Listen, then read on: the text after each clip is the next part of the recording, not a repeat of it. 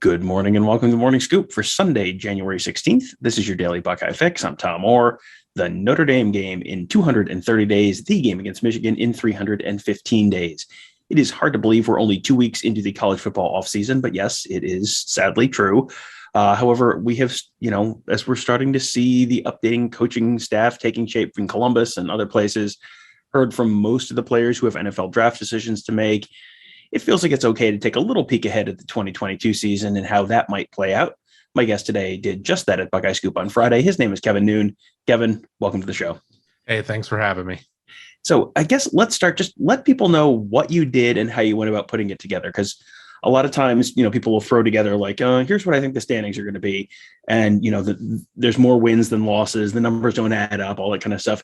You were a little more methodical in how you put this whole thing together.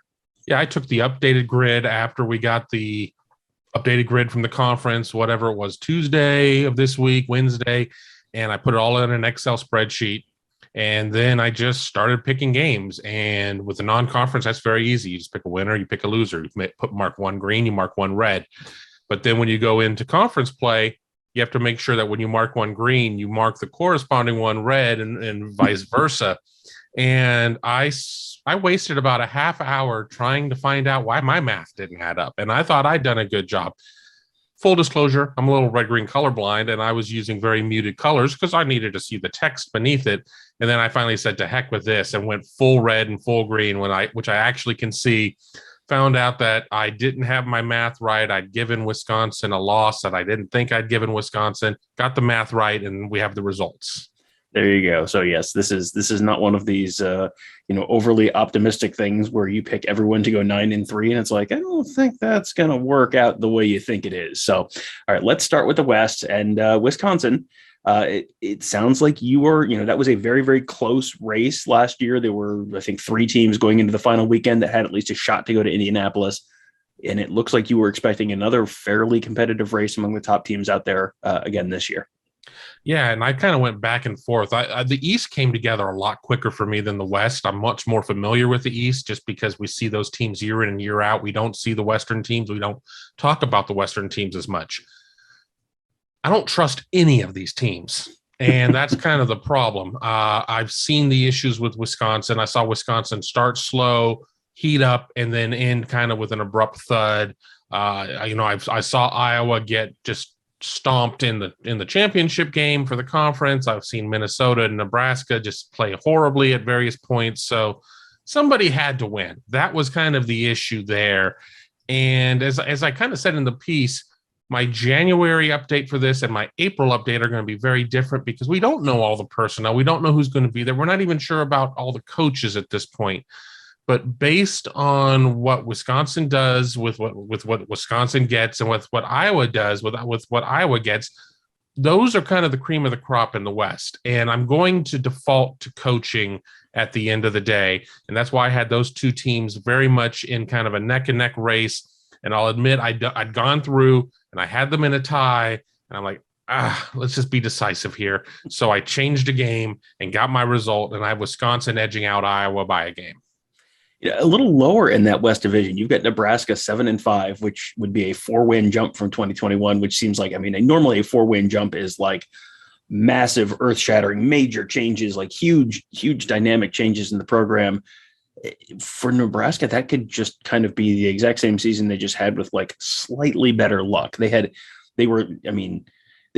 have seen statistical analyses that say like they are literally like the best 3-9 team in the history of college football because they didn't lose any games big. I think they ended up basically like dead even in point differential in the Big Ten, even though they only won one conference game. It is you will never see a season like that again. So that was interesting to me, but maybe even more interesting to me were a couple of teams at the bottom of that division. You've got Purdue going 2-7, Northwestern at 1-8, and the Boilermakers I kind of get because they lost some really elite players who they don't typically land in recruiting. So that's not stuff they can just reload like Ohio State does. But Northwestern at 1-8. I have not done any kind of research on Northwestern yet this year, but just based on history, I just kind of figured, well, Northwestern was terrible last year, so they must be due to be pretty okay this year, and then they'll be back in Indianapolis somehow in 2023 because that's just how this works. So why do you think Northwestern stays at the bottom of the pile this fall? I think they really missed defensive coordinator Mike Hankwitz, who retired after the season where Ohio State and Northwestern played each other in Indianapolis the second time. That's not, I'm not denigrating anybody they have on staff now, but I think that Mike Hankwitz system, with the linebackers that they had, the accounting firm of Fisher, Bergen, and whoever, I can't even remember their names. They don't have the Jimmies and Joes that they normally have. So I don't know. I'm not convinced that Northwestern is going to be able to get it done this year. I think that they're probably a year or two away, and they have this problem. Yes, they've been able to go to the portal and land a couple of people here or there, but you're Northwestern. You can't just sit there and say, we need a linebacker. Let's look at the best linebackers on the board. You're Northwestern. You have to get them in through your clearinghouse and everything else. So I think there's a built-in disadvantage as we see teams become more reliant upon the transfer portal for that to happen. And I want to jump in on my Nebraska thoughts really quick, because I like Nebraska to turn some things around. They've gone in, I think Scott Frost has shed most of his UCF staff. He's gone in, he brought Mark Whipple in from Pitt. Adrian Martinez is now at Kansas State. This isn't an anti-Adrian Martinez standpoint, but I think that they're going to be able to get maybe more of what Scott Frost wants out of the quarterback position than they were out of Adrian Martinez. But how did you sit Adrian Martinez? That was going to be difficult too. So I think, they didn't lose any games by more than 9 or 10. I think that they're going to win a couple of those. I don't think that they're going to be significantly better, but I think that they'll win a couple of those coin flips. Yeah, they don't have to be significantly better. They really don't have to be better at all, and they would still end up with, just because the coin cannot come up tails that many times. It is extremely statistically unlikely for the coin to come up tails that many times again next year for them. So yeah, that does seem like they're due for a little bit of a rebound. They get Oklahoma this year, and Oklahoma looks a little vulnerable. That's one that could become a signature win for Scott Frost if he could somehow pull it off. But yeah, I am going to be very, very interested to see the Cornhuskers this fall. In the Eastern Division, you did what I always tell people never to do. You picked a team to go undefeated. In this case, it is Ohio State. I'm sure if you've listened to this podcast before, I have made my spiel for why you should never pick a college team to go undefeated. They do have a tough opener against Notre Dame, the season finale against Michigan, trip to Penn State for what will likely be a whiteout somewhere in the middle. So why do you think Ohio State runs the table this year? Honestly, I think that Ohio State's defense doesn't have to necessarily get a lot better in terms of points allowed. I think they just need to get tougher. And I think that they're going to get tougher under Jim Knowles, and they're going to get tougher under all these new coaches that they're bringing in. I think that the offense is still going to be elite. We saw some glimpses of what they were going to look like, obviously without Garrett Wilson and Chris Olave. Jackson Smith and Jigba goes nuts. Marvin Harrison Jr. goes nuts. I think that they're going to fix some of the line issues to where they're going to be able to run block a little bit better. I think that Trevion Henderson is going to understand the long haul of playing 12 to 15 games a year. And ultimately, who on the schedule really do you say, okay, if they play 10 games, that team is going to take 6 of them from Ohio State? I know you only have to take 1. You only have to take 1 out of 10. I think if Ohio State and Oregon play each other 10 times, I don't know what that result is, but we know what happened the one time. So, I certainly see some deficiencies with Penn State. I certainly see some deficiencies with Michigan in terms of everything that they're losing. Granted, all of those young guys and replacements who are 2s, they're all going to be a year more experienced by the time you play in week 13 of the season after 11 and an open week. So I really kind of went round and round, and also I kind of know who my audience is. And if I went 11-1, I knew I would catch a lot of grief, and I want people to read the story and have a good weekend. And most of all, I want to have a good weekend. I don't like being called names. I really don't enjoy it. That's why I don't hang out with you and Tony, because you guys call me all sorts of terrible names. Yes, you're not the guy who picked Utah to win the Rose Bowl, so you don't need to lecture me on that, sir. You mentioned Penn State and Michigan they're tied for second at 10-2. That would be a pretty big step up for Penn State compared to last year, and it would be a step back for Michigan. So I guess what's your thinking there that those two teams kind of meet in the middle then? Well, and I'm looking at my game by game here, and I think Penn State is certainly going to have This is a non-conference game, but I think they're going to have a kind of a rude awakening as they go to Auburn. They were able to win a close game in State College. I think that that's going to kind of set a little bit of a tone. I have them losing to Michigan and Ohio State. I have Michigan losing to Iowa and Ohio State. And the reason I have them losing that Iowa game, Michigan, is just because every year there always seems to be a game at Kinnick where a team that's highly ranked comes in and Iowa does Iowa things. Kirk Ferentz wins his, Coach of the Year honors and whatnot. And while on paper, even with the losses that Michigan's going to be dealing with, a lot of guys on defense, including Dax Hill, a lot of guys on offense, including Hassan Haskins, I think that Iowa's going to be able to get them at that point. But, head to head, I like Michigan to beat Penn State because that game is at Michigan. But I think those two teams are going to be very close. I just think that it was a special season for Michigan last year, even though as I still kind of go back and look at things, I'm not exactly sure how they pulled things off. It was just kind of a perfect storm for Michigan and Ohio State with how that game played out. And with Penn State, I really looked at a couple of other games that I'm like, I think they could drop this game. But, here in January, until we see how everything shapes up, I like veteran quarterbacks. Sean Clifford is going into his 12th year or something along those lines. I'm just going to give him the edge, even without Jahan Dotson. Yeah, they have no Jahan Dotson, no Noah Kane. He just transferred. So, yeah, there's going to be a lot of turnover. Michigan obviously has lost a ton of players to the draft. So, yeah, there's going to be a lot of new faces on both of those teams next year. You also have Michigan State taking a big step back from a New Year's Six bowl win to a 7-5 record. Kevin, does $95 million not buy as much as it used to? Well, no, I guess. If Mel Tucker gets 95 million, what should Ryan Day get as we wait to see what his contract status may be, and as he makes all these coaching changes only to head to the Chicago Bears? Michigan State did so much of that via the transfer portal. Michigan State still is going to go to the transfer portal, getting Jalen Berger from Wisconsin. I mean, they're going to have to do that again.